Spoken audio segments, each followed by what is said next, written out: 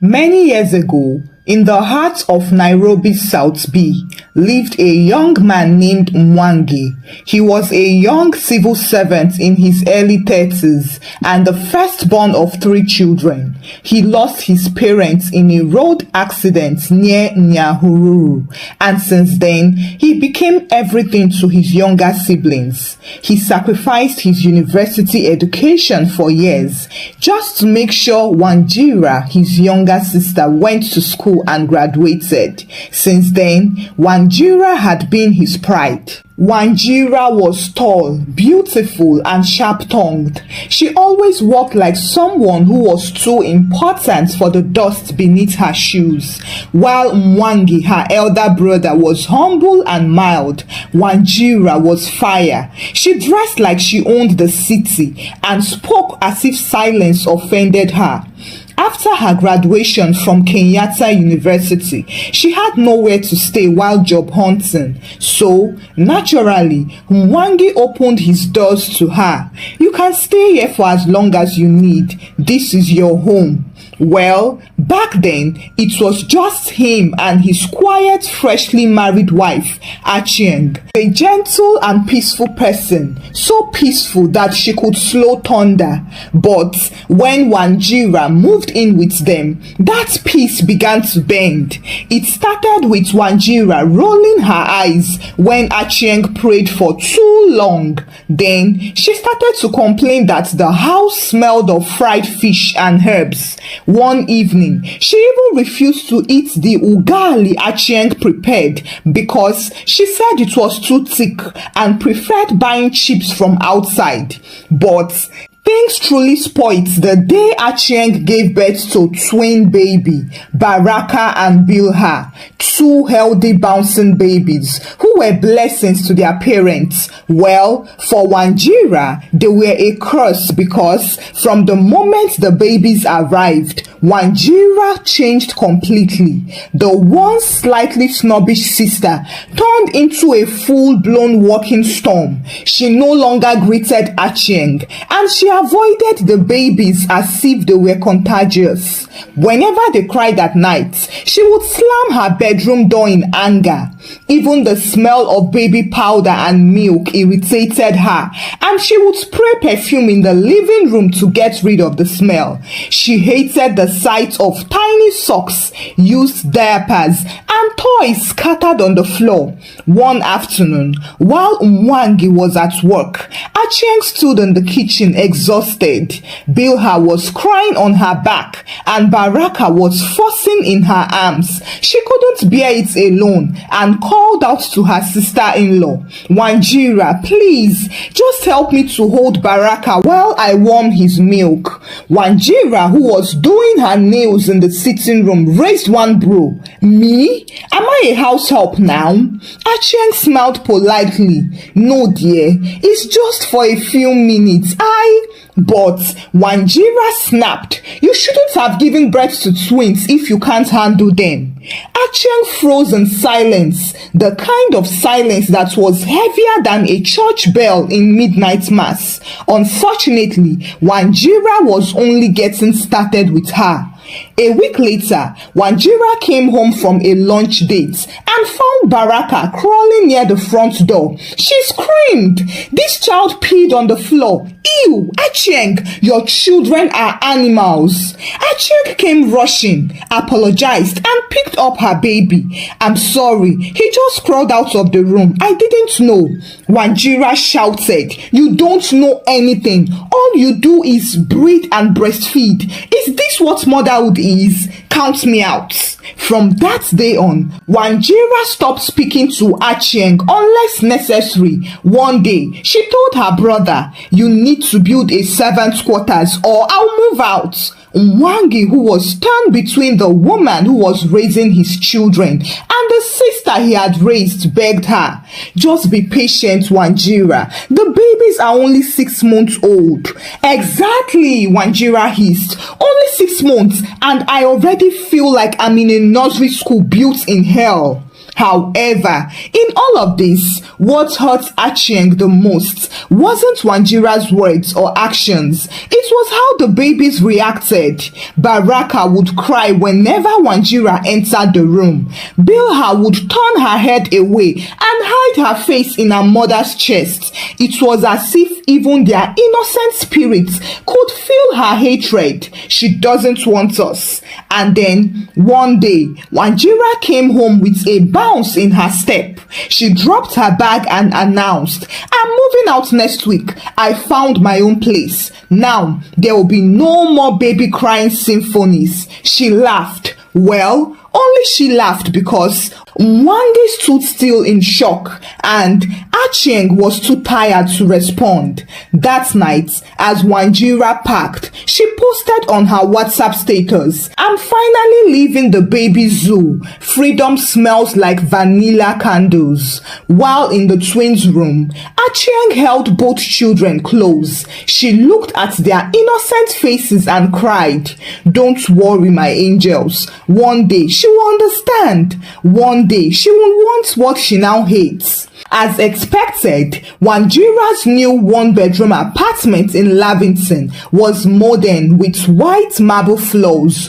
rose gold shower handles, and a kitchen she barely used because she wasn't built for chopping onions. She had landed a communication role at a PR firm, and with her sharp tongue and flashy wardrobe, she quickly rose in popularity. Clients loved her wits, and her bosses loved her boldness. On Instagram, her captions sparkled with sarcasm always. "Motherhood is beautiful, only for those who like noise and poop. Another day, another diaper-free day. Ladies, please, let's retire this children are a blessing nonsense. Peace and parfait are blessings too." Her followers laughed, supported and reposted, but some didn't. One of her university friends, Mutoni, replied under one of her posts, "One day, you will realize how those little inconveniences are important. May we never cry for what we once mocked." Wanjira saw the comments and laughed. Blocked. Who needs bad energy here, please? One Friday evening, Wanjira met with a group of friends at an upscale restaurant in Kilmarny. The plan was to have drinks and chill out, but one of them, Asha, a new mother, came with her 3-month-old baby. The moment the baby sneezed, Wanjira rolled her eyes and pushed her cocktail forward. "Oh God, do babies have to come everywhere I go now?" Asha, who hadn't slept properly in weeks, looked hurt. "Sorry, I couldn't leave her alone at home." Wanjira scoffed. "It's okay. I just can't wait to have my own home. My marriage will be for me and my man. Children will have boundaries." Nobody said anything to her. But later that night, Asha texted her privately, "Wanjira, you know not everyone who has children becomes unhappy, right? You should be careful how you speak. Words carry weight." Wanjira typed a reply, paused and then deleted it. But she didn't change because her mockery evolved with time. She always had one humiliating thing to say about babies. Why are nursing mothers always so stressed out? It's just a child, not a hurricane.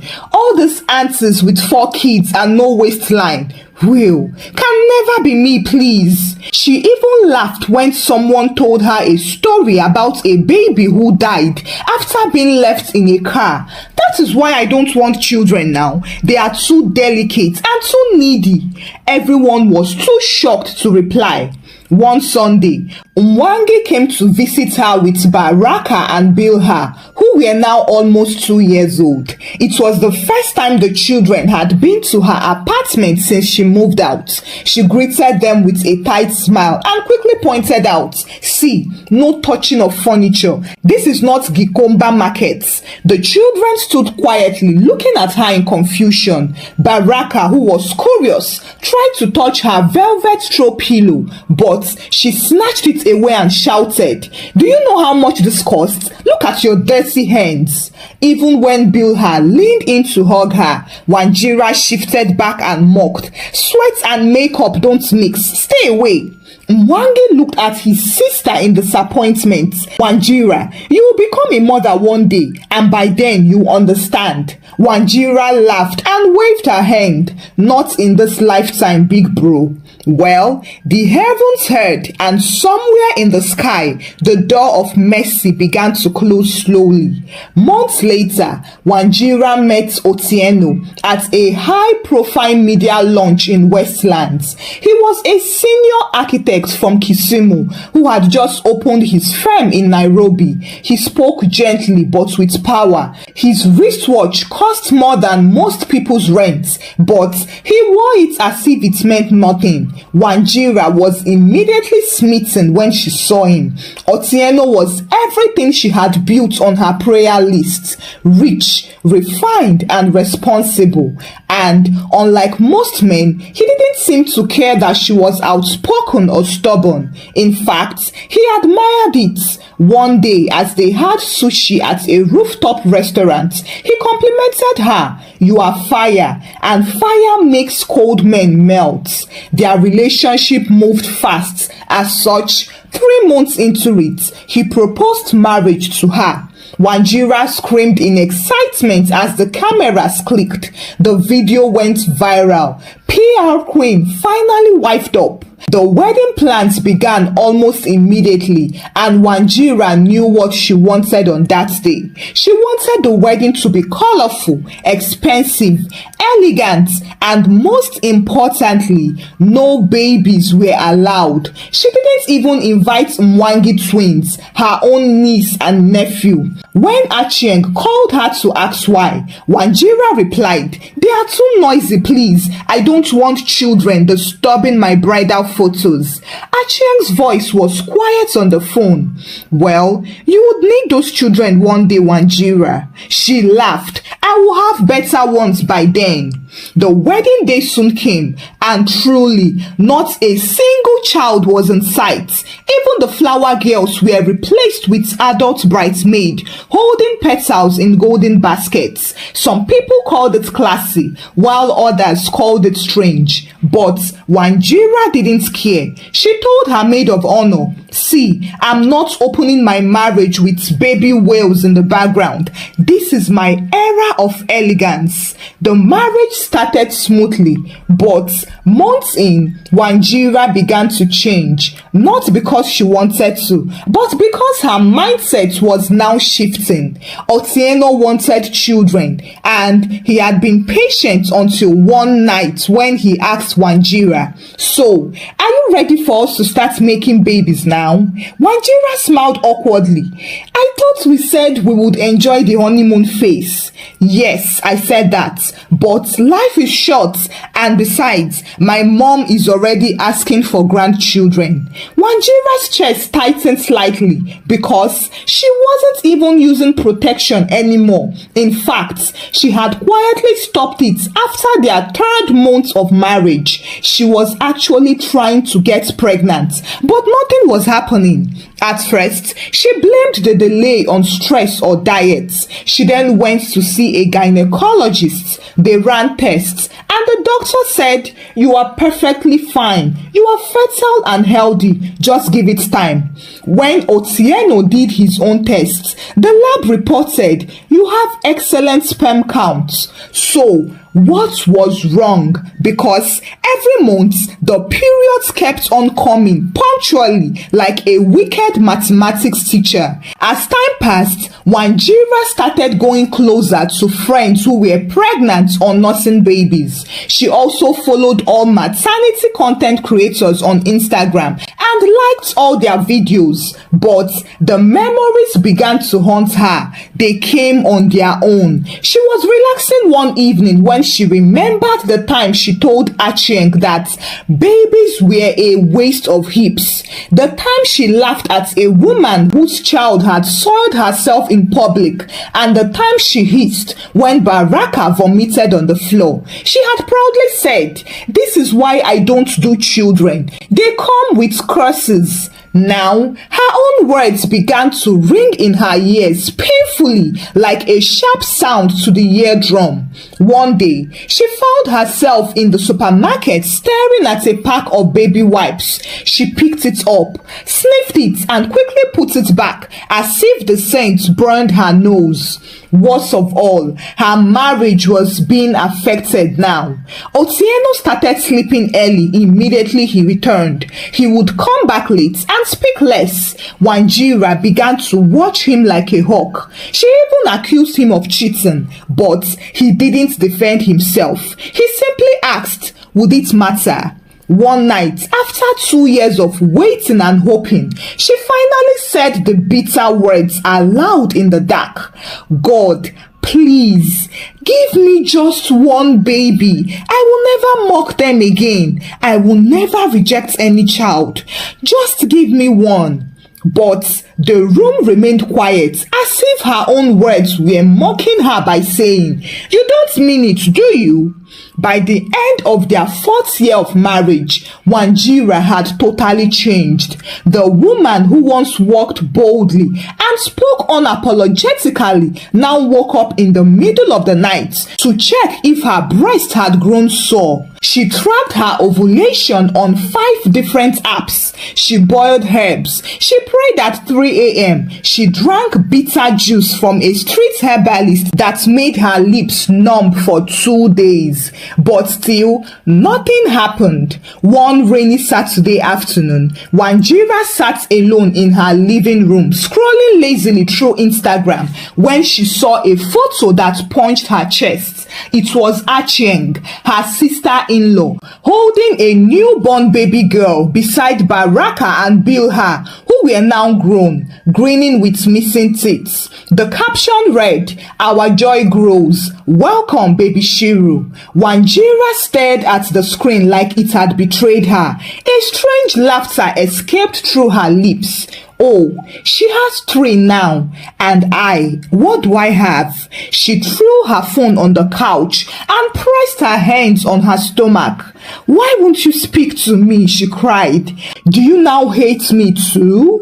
Her situation made her become bitter again, and she began avoiding social spaces. Whenever friends invited her to baby showers, she would say she was traveling. When her boss suggested a team baby gift contribution, she dropped her pen and snapped, "Why must we celebrate reproduction as if it is an achievement?" Otieno too grew distant. He no longer touched her at night, and he began taking work trips to Kisumu more often. When she confronted him, he said, "I didn't bargain for this, Wanjira. This house feels like a church funeral. I can't stay here and mourn with you." Wanjira looked at him unbelievably. "So, I should perform a miracle and turn the house into a crèche to keep you happy, right?" She barked. But he didn't reply. He just left the room. One day, Wanjira decided to take a walk in Karura Forest to clear her mind. She passed a group of children on a school trip who were jumping, laughing, and chasing butterflies. One little girl with twist braids bumped into her and fell. Wanjira instinctively reached out to help her up, but as she touched the little child's arm, the girl screamed, a loud and terrified scream, as if a monster had touched her. The teacher rushed over and asked, "What happened?" The little girl cried, "She touched me! She touched me! I don't like her!" Wanjira's hands was still stuck mid-air. The teacher apologized and guided the child away. Wanjira stood frozen in shock as the children walked past her without even taking a second look at her. No one smiled or waved at her. That night, she sat on the bathroom floor rubbing her stomach. God, I mocked them, yes. I spoke foolishly, but I didn't know. She cried until her body shook. I will never say it again. I will love them. I will carry them. Please, just give me one. But all she heard in the bathroom was the distant sound of a neighbor's baby crying, and suddenly that cry felt like judgment to her. After yet another negative pregnancy test, Wanjira sat on the edge of her bed one morning and said the words she never thought she would. Maybe we should adopt. Otieno, who was sitting on the couch across the room, slowly looked up.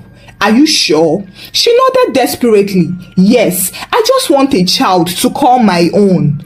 Otieno didn't speak for a long moment. Then he said, I've already spoken to a lawyer. There is a registered orphanage in Nakuru. They are open to private adoption. Wanjira blinked. You've already? He nodded. Yes, I did it 2 months ago. I wasn't sure when you'd be ready for the idea.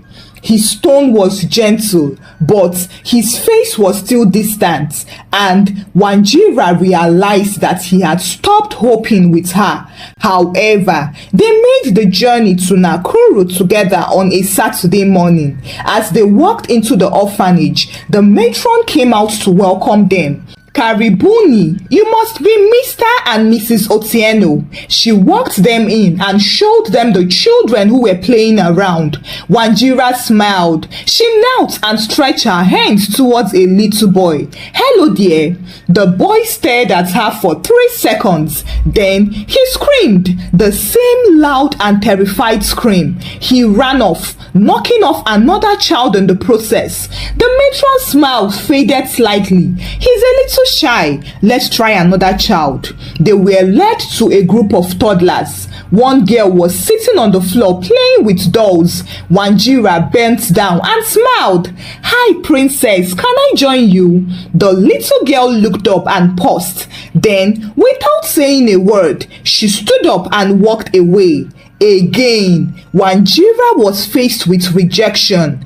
After the third child burst into tears as soon as Wanjira reached out for her, Otieno whispered, maybe we should come back another day. But the matron looked at her carefully and said, children are like animals. They feel energy. Even the ones who can't talk yet, they can sense what eyes alone cannot see. Wanjira was confused. What are you saying? The matron didn't accuse her. She just said, maybe you need to open your heart fully before you hold another's. In the car on the way back to Nairobi, Wanjira sat stiffly with her face turned to the window. She whispered to no one in particular. Even the ones who have no one don't want me.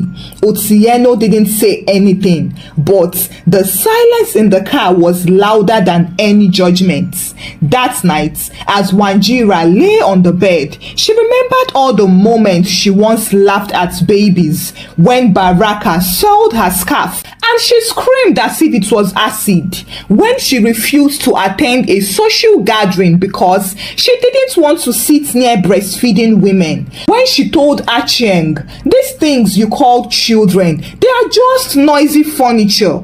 Now, even the noisy furniture wouldn't sit beside her. Unfortunately, the next morning, she woke up to find a note on the dining table that read, Wanjira, I can't do this anymore. I married you for love, but love without growth becomes pain. I want to be a father. I need to be. Maybe the door will open for me elsewhere. I hope peace finds you, Otieno. Wanjira stood there frozen. She tried calling him, but his phone was switched off. She sat on the floor and wept.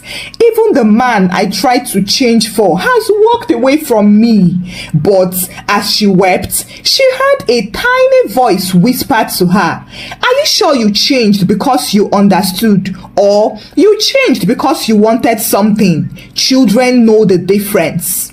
After 8 years of being married and hoping for a child, the only thing Wanjira could boast of was silence and loneliness. The house was now too silent and spotless. Still, she cleaned more than necessary and rearranged the furniture, but nothing removed the hollowness in the air.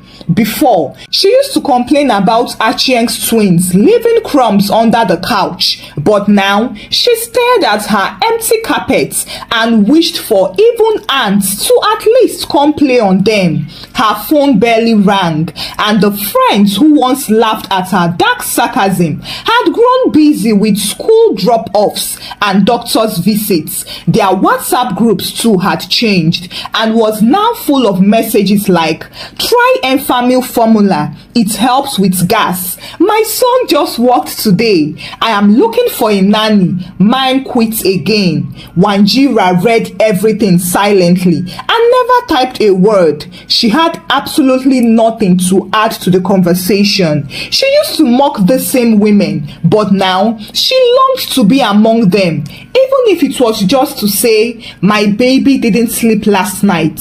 One Saturday, she stood at her balcony and watched the children in the estate playground as they jumped around. Just then, one boy fell and scraped his knee. He cried out, and his mother ran to him, held him close and kissed the wound. The boy sniffled, looked up and said, "Thank you, mommy." Wanjira's chest ached and she turned away quickly. She walked back into her house, pulled the curtains shut, and sat on the floor and cried. I would have kissed his knee too. I would have held her through the fever. I would have. But her own echo was the only reply she got. Later that week, she tried to call Mwangi. It had been more than a year since they spoke last. The line rang and then clicked. Hello? It was Bilha. She was now 10 years old. Her voice was clearer and sharper. Hello, who is this? Wanjira's voice trembled. Hi, it's Auntie Wanjira. There was silence, and then the child called out in the background, Daddy, Auntie Wanjira is on the phone. A minute passed, and then Mwangi's voice came on. Wanjira. Wanjira tried to laugh. Big bro, I just wanted to check on you all. It's been a while. Yes, it has. How is Achieng and the kids? They are fine. We are all doing well. Wanjira hesitated and then asked, Can I visit sometime? Mwangi paused and then said, I will ask Achieng. And just like that, the call ended. Wanjira stared at the phone for a long time, and her mind drifted back to those days when she had walked away from a love so pure and innocent. She had mocked the miracle of motherhood, and now she was paying the price. One day, after returning home for a long day at work, she found an envelope on her doorstep. It was from Achieng. Wanjira froze for a moment before she opened it. Inside was a simple letter that read, Dear Wanjira, I am not angry with you anymore. I just wanted you to know that Baraka and Bilha are doing wonderfully well. They are strong and healthy. We are a family, and they know you tried to care, even if it didn't feel that way. I know that you've been through a lot, but I want you to understand, it's never too late to love. I hope one day you'll find peace with what happened. And if you ever want to meet them again, we'll be here waiting. Achieng. Wanjira stared at the letter in silence, and tears ran down her face. For a moment, she felt hope. But it was for a short time because her body still ached for the children who never wanted her and for the life she could never get back. But she didn't give up. She decided to try again. 1 year later, she reached out to an adoption agency in Nairobi. She arrived at the orphanage nervous but determined. The matron welcomed her with a gentle smile. "You are welcome, madam. We have many children who would love a new home." As Wanjira walked through the hallways, she smiled at the innocent faces. She stopped near one room where a little boy was quietly sitting by the window. She stepped forward, crouched down and smiled at him. "Hello, young man. My name is Wanjira. What is your name?" The boy didn't look up or respond. Wanjira reached out slowly, but just as she was about to touch his shoulder, he looked at her with fear, stood up quickly, and ran to the other side of the room. The matron walked over and consoled Wanjira. "He doesn't like new faces. It is not you." Wanjira nodded and tried to fight the sting in her chest. Of course, she knew it was not the boy. Rather, it was the hatred she had once carried in her heart that was repelling the children from her. That night, after leaving the orphanage, Wanjira sat by her window, staring out at the stars, and in that private moment, she realized something crushing. She had never really loved children. She only wanted the status of motherhood, the image and the pride, but never the sacrifice or the patience. Well, now she had nothing. She knew she couldn't take back the years she wasted, but perhaps, just maybe, there was room for something new. And so, the next weekend, she drove to her brother's house. Her heart pounded as she knocked on the door. Baraka opened it and exclaimed, "Auntie!" Before she could say anything, he ran into her arms and wrapped his arms around her. Bilha, who was shy at first, came running and smiling with her hands raised. "We've been waiting for you, Auntie. We missed you." Tears flooded Wanjira's eyes. She hugged them tightly, and for the first time in years, she felt the warmth of what she had once mocked. Karma had indeed come. But it didn't come with punishment. Instead, it offered redemption and a second chance, a chance to heal, to learn, and to love again. And now, she would spend her days being a mother to her brother's children. Thank you for watching the story. Kindly share your thoughts about the story with me in the comment section. What did you learn from the story? Share the story out with your loved ones and give the story a thumbs up. Subscribe to this channel if you've not done so by now. Until I bring another story your way. Bye.